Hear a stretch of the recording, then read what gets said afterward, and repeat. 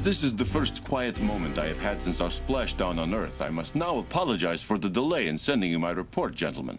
I will now begin. But the question is where? This is Captain Henry Global reporting. I will attempt to reconstruct the incredible chain of events which led to the, shall we say, unforeseen and abrupt disappearance of the SDF-1. It was during the inaugural festivities when, without warning, the shipboard defense systems activated in response to some unknown signal. Hey, what's going on here? What is it, Claudia? What's wrong? Every system aboard the ship is starting up without being turned on. The defense system is activating the main gun to fire.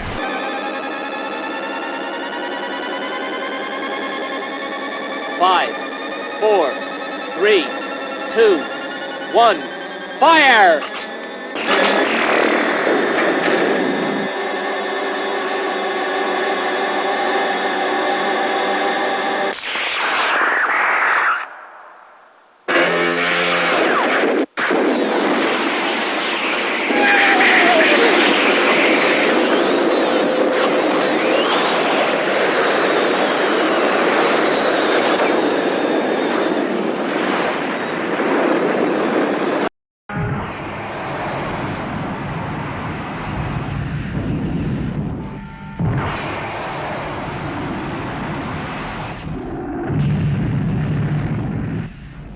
Blue Squadron launched and ready to rendezvous with Silver Spar Squadron.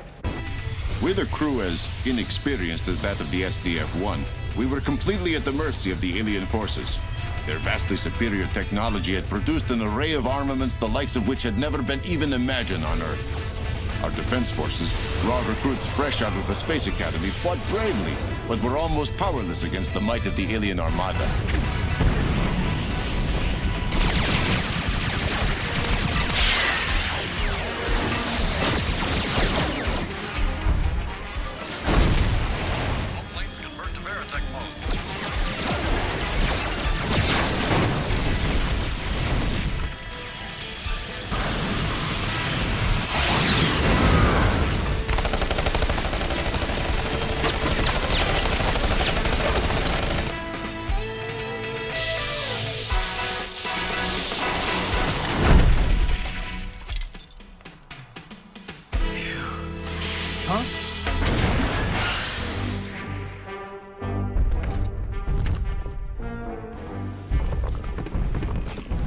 It was at this time that we had our first close look at the aliens. Calculations made from the information found in the SDF-1 proved to be correct.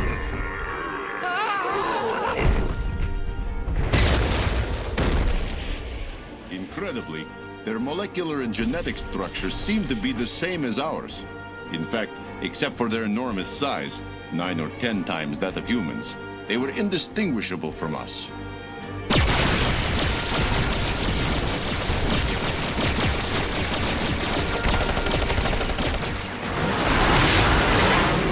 Finally, we attempted to lift off using the...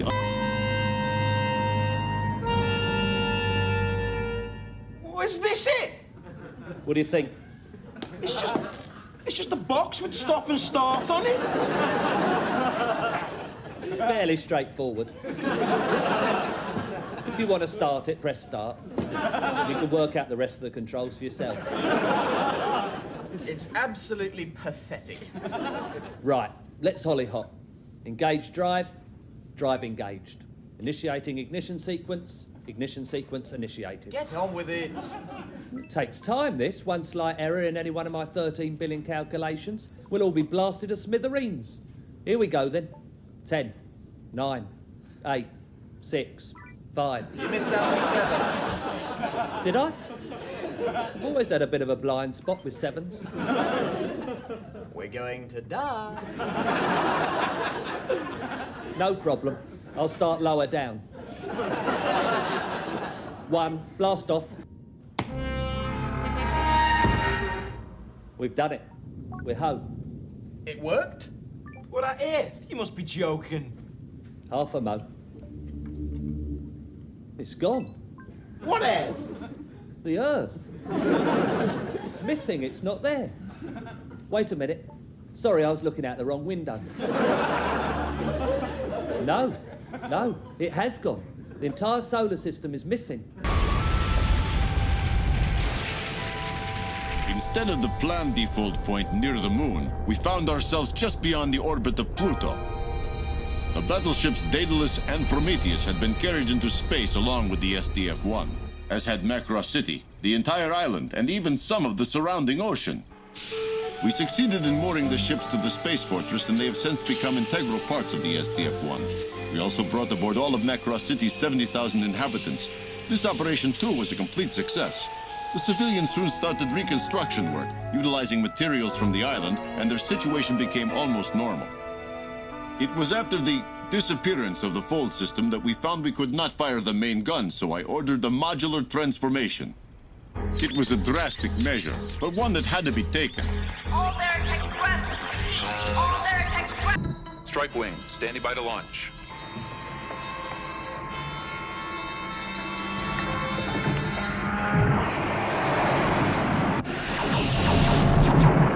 An awful lot of them, Skipper. Look out, Jolly, you got one on your tail. Roll, Jolly. He's on you. I can't seem to lose him. Let's go get him. Thank you, whoever that was. Enough is enough. We will now carry out Dr. Lang's modular transformation on my command. All right. Ramrod will now take navigational control. Acknowledge, April. Navigational control on. Ramrod challenge phase 1.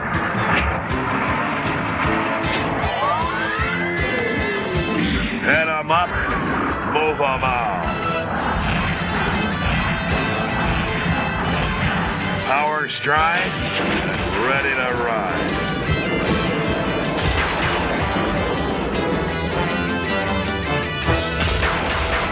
Comes.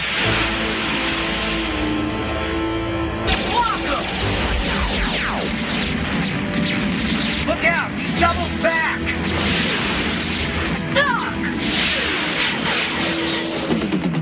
All right, boys. Let's laser rope this renegade dope! Commence primary ignition.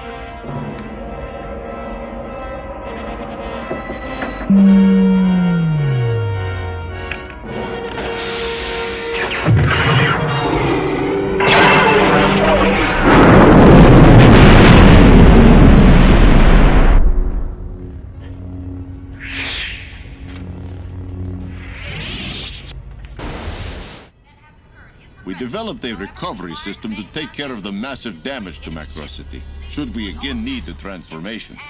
There finally came a time when we were able to launch a counterattack on the enemy from deep within the ice fields of Saturn. The remaining reflex furnaces could not produce enough energy for a complete force field, so our science officer developed a manually controlled means of defense called the pinpoint barrier.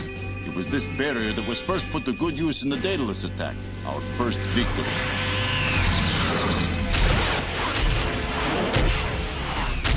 I can't move it fast enough, I'll never make it!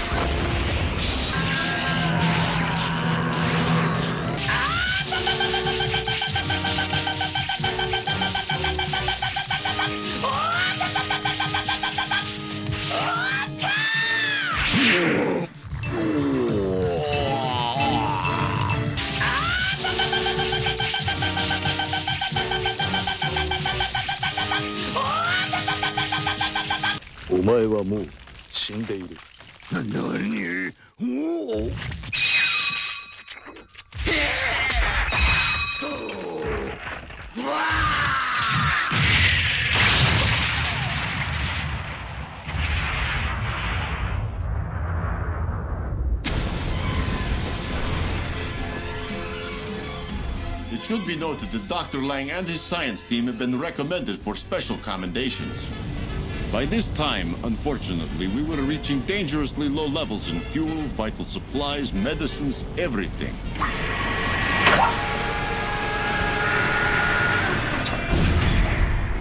We replenished our stores at Mars Base Serra. This nearly turned out to be the end of our journey.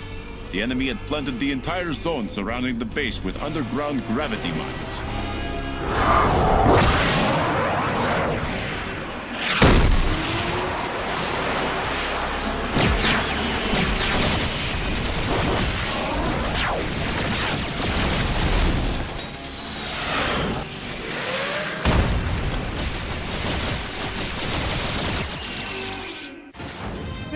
will return after this.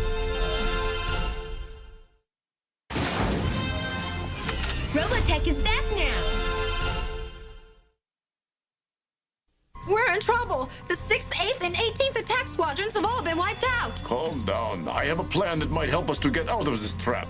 How can we get to them when they're underground? I know something about this base. There was a reflex furnace put in far beneath it. If we could just get to it and blow it up. Probability check? It looks like it will work. All right, we'll start the operation immediately. Lieutenant Hayes is on the base. Tell her to find the furnace controls and turn them on. Yes, sir. You want me to blow the base up? I want you to put the furnace into overdrive so it will blow up and destroy the enemy's mine system. It's our only chance. Destruct sequence completed and engaged. Awaiting final code for 1 minute countdown. Code 0, 0, 0. Destruct. 0. Destruct sequence is activated. Only the bravery of Lieutenant Commander Hayes made it possible for us to escape the aliens' trap.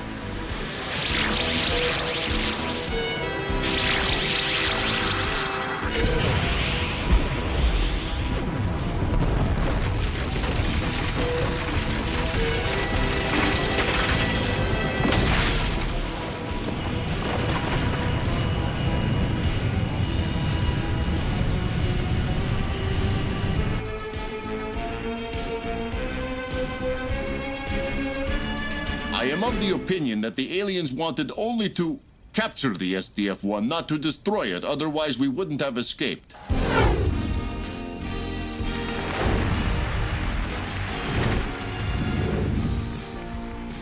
Morale was high.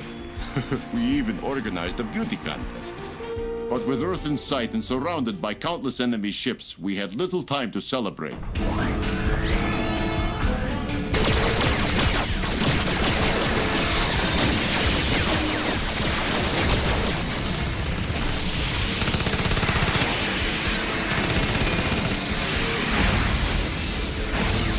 Until this time, we had been unable to communicate with Earth defense.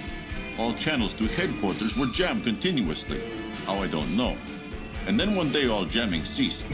Oh, sir, I'm receiving a communication, but I'm not sure it's coming from Earth.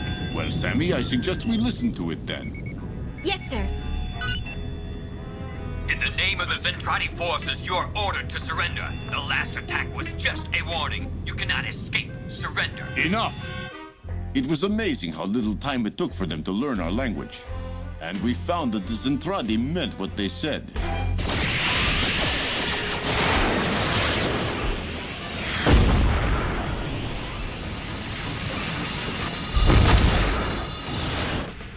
After the destruction of the radar tower, I dispatched Lieutenant Commander Hayes and a cat's eye on a reconnaissance mission to the Zentradi fleet.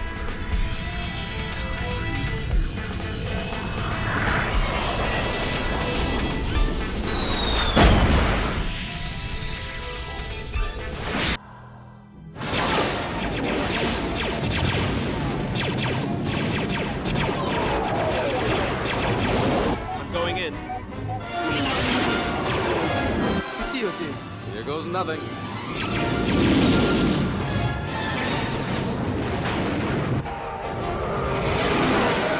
Now lock onto the strongest power source. It should be the power generator. Look out, Lieutenant! When the Cat's Eye reconnaissance ship was damaged and then captured by the Zentradi forces, Lieutenant Rick Hunter and his squadron attempted to rescue Commander Hayes, but were themselves captured. There seemed to be no way to escape. Then they were taken to the main fleet of the Zentradi Armada. There, they were questioned at length by the Supreme Commander of the Zentradi, a being who called himself Dolza. Welcome aboard, Your Majesty.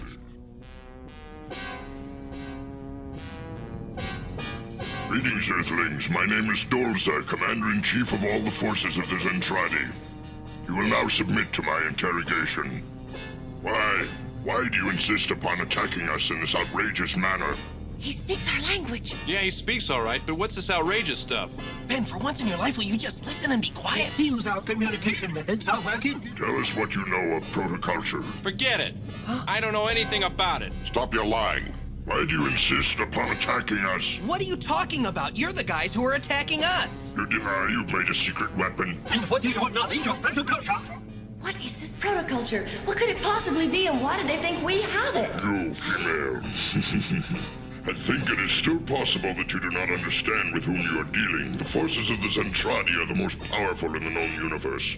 And be sure we will discover your use of protoculture. Just a minute. Nobody here has the slightest Enough, Ben.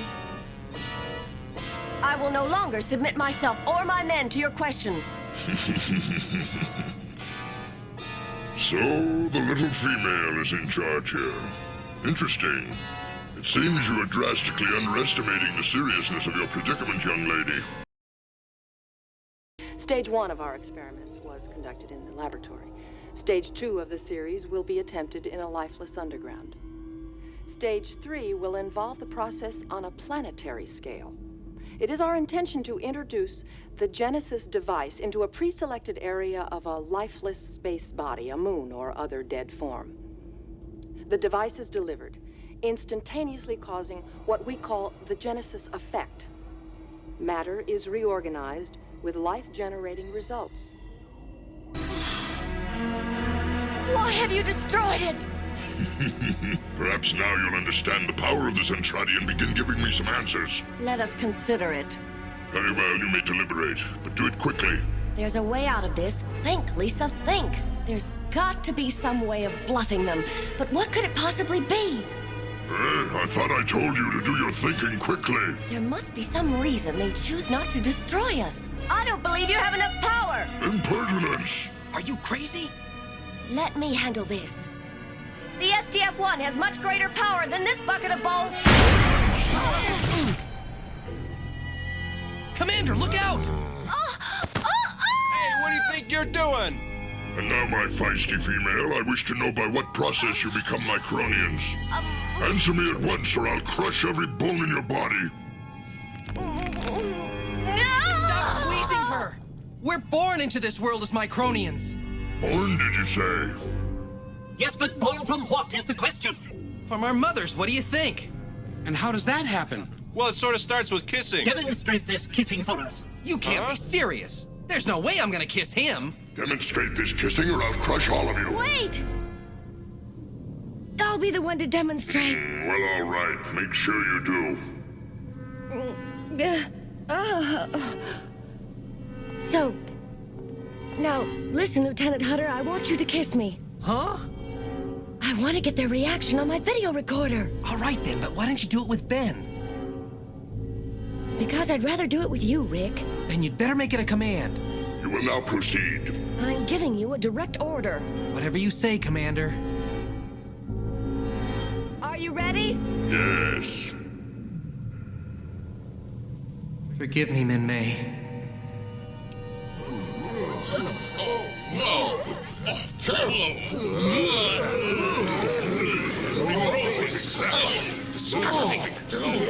This results from protoculture? Protoculture? Why does he keep mentioning it? Take them out of here. Get these Micronians out of my sight at once.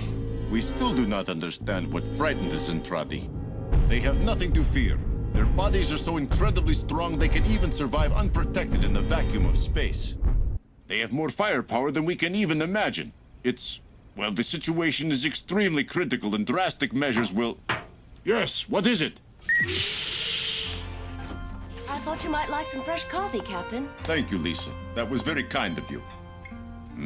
It smells wonderful. I did not realize what time it was. There we are, sir. Wow. I never thought I'd see anything as beautiful as this ever again. Yes, I feel the same way. You know, I have a confession to make. Now, it seems a little silly, but I had a bad omen when I took command of the ship, that something terrible would happen. It was a feeling that is very difficult to explain, that something terrible would happen to us, that we would be changed forever. Well, Captain, in a way, you weren't wrong. This ship still has its secrets, Lisa. But what?